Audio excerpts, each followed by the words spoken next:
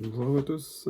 Alors aujourd'hui, je vais essayer de vous faire monter une petite émergente de mouche de mai. Donc c'est le moment juste où elle va sortir de l'eau avant de faire son envol pour aller retrouver les copains et les copines et faire la louba. Donc B110 Camazan taille 14. Donc bien sûr on écrase l'ardillon. Une habitude à prendre. Hein. Hop. Donc soit en 14 centièmes. 14,0 pardon, vert olive. Donc c'est une mouche que je vais monter avec un fil vert olive. Je pourrais mettre un jaune, vu que je vais la monter plutôt de la couleur jaune. Moi j'ai envie de mettre du vert aujourd'hui. Alors, voilà. Donc une petite plume de flanc de canne pour récupérer les fibres. Pour pouvoir faire là, et à peu près de cette taille là. Pour faire l'exivie qui va être derrière au moment qu'elle va s'envoler, qui va rester flotter sur l'eau. Donc le but c'est de déclencher, ou la laisser, elle va flotter dans la pellicule de l'eau, et de déclencher un gobage juste quand elle est dans la pellicule de l'eau au moment que la mouche de mai elle va sortir. Enfin l'éphémère on va dire, parce que la mouche de mai vous pouvez la faire sur plusieurs couleurs, un peu vert olive, un peu marron, naturel. Donc là vous fixez bien pour faire votre corps, hop, vous revenez ici.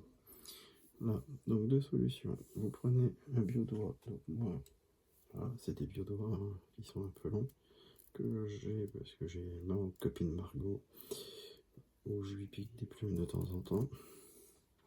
Et donc, je les teinte à l'acide picrique. Donc, vous venez fixer votre plume, enfin votre bio ici.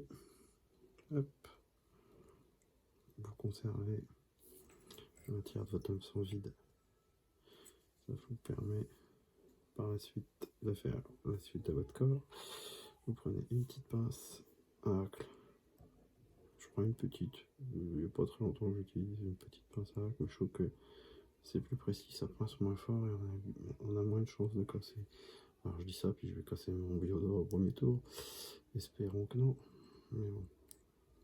Donc pourquoi un biodoigt? Bah parce que j'en ai. Pourquoi un biodoigt?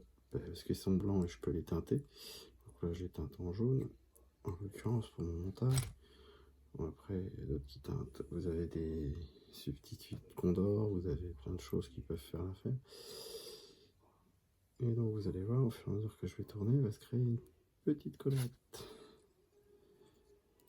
Donc ça permet de faire des petites segmentations du corps de votre éphémère. C'est sympa, c'est à peu près naturel. Hein. C'est juste de l'acide picrique, vous pouvez trouver ça en pharmacie.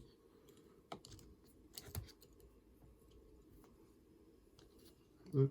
Une fois que vous arrivez ici, vous venez faire votre petit blocage pour éviter de tout perdre. Hop.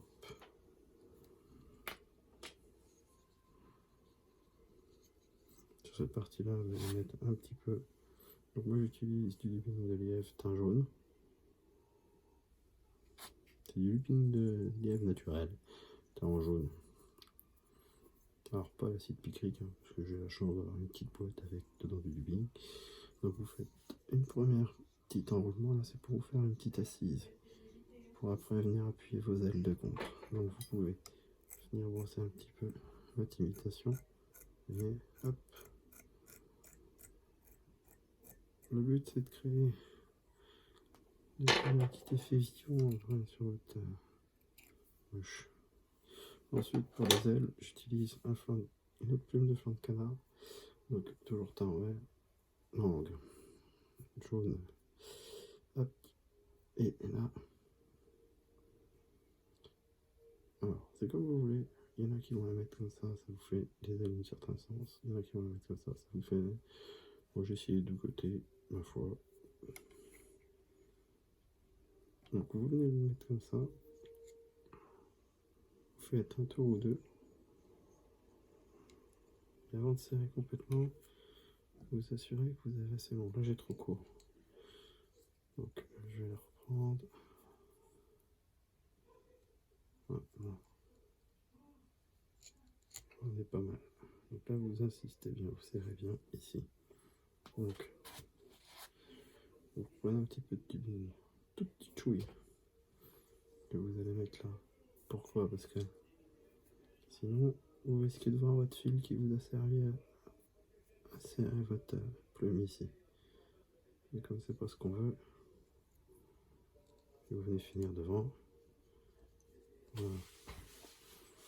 Alors, plusieurs choses. Déjà, vous pouvez couper l'excédent, parce que ça, vous n'avez pas besoin. Ça, déjà, vous y voyez un petit peu plus clair. Donc, vous allez prendre les filets plus longues que vous allez couper, parce que vous n'en avez pas besoin. Ça n'a rien d'alourdir de trop votre imitation. Mais comme ça. Par contre, vous voyez, il y a encore des toutes petites qui vous restent sur les côtés. Celles-là, on va en conserver.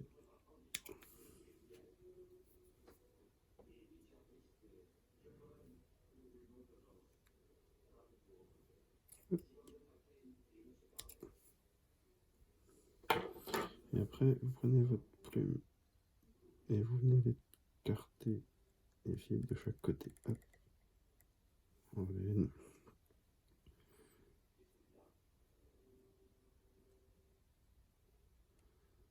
Et voilà deux. Après, vous faites le ménage. Donc, si vous voyez bien, on coupe le petit bout ici. Vous avez la même chose en face. Et le central.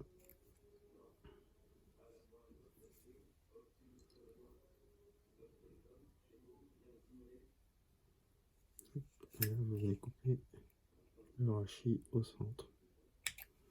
Voilà. Là, vous reprenez un petit peu de bing.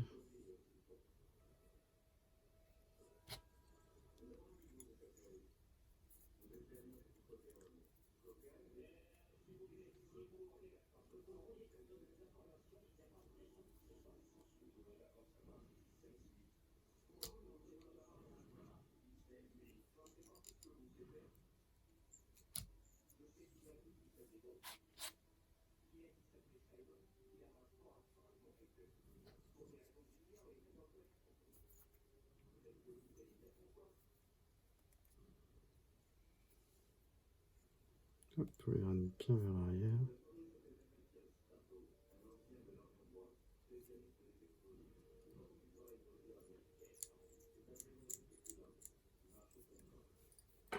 Voilà.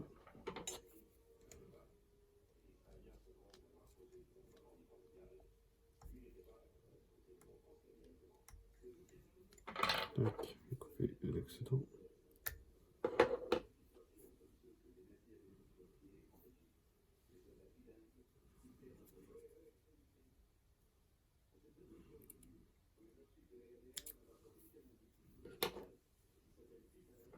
Et après, vous venez remettre un petit coup.